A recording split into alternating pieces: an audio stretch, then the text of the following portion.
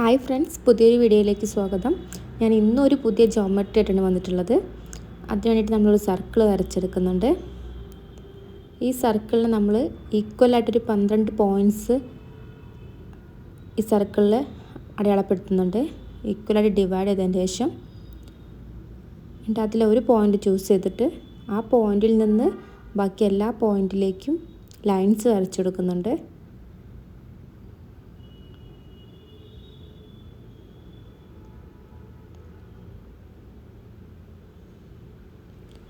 ഇനി അടുത്തത് നെക്സ്റ്റ് പോയിൻറ്റും ഇതുപോലെ തന്നെ ബാക്കിയുള്ള പോയിൻറ്റിലേക്ക് ലൈൻസ് വരച്ചെടുക്കുക.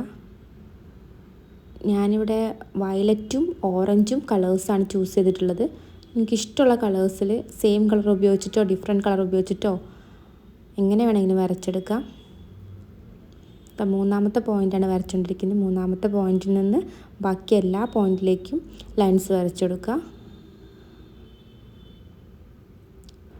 ഓരോ പോയിൻ്റ് കഴിയുന്നതിനനുസരിച്ച് ലൈൻസിൻ്റെ എണ്ണം കുറഞ്ഞു വരും.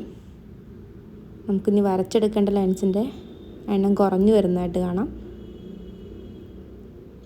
ഓറഞ്ചും വയലറ്റും മാറി മാറി ഉപയോഗിച്ചിട്ടാണ് ഞാൻ വരയ്ക്കുന്നത്.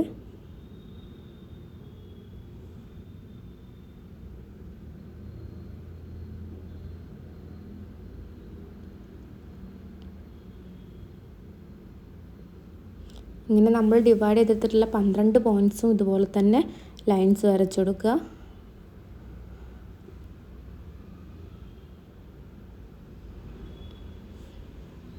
ഇത് കംപ്ലീറ്റ് ആയിട്ടുണ്ട്. ഇതാണ് നമ്മുടെ ഫൈനൽ ഔട്ട്പുട്ട്. എല്ലാവർക്കും ഇഷ്ടമായിട്ടുണ്ടെങ്കിൽ വരച്ച് ട്രൈ ചെയ്ത് നോക്കുക.